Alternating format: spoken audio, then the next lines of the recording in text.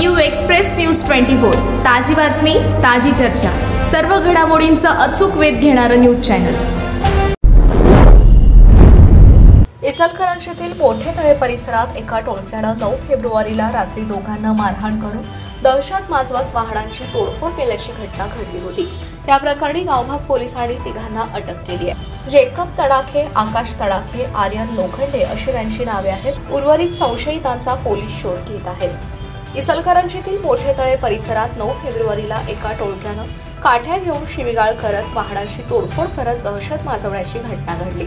या हल्ल्यात दोघे जखमी झाले तर 2 नव्या रिक्षा, 3 दुचाकी वाहनांचं सुमारे 65,000चं नुकसान केलं होतं। या प्रकरणी पेटाळ पेठेत इंद्रसिंग गोसावी, जेकब तडाखे, आकाश तडाखे, आर्यन लोखंडे यांच्यासह 10 जणांच्या विरोधात गावभाग पोलीस ठाण्यात गुन्हा दाखल झाला होता।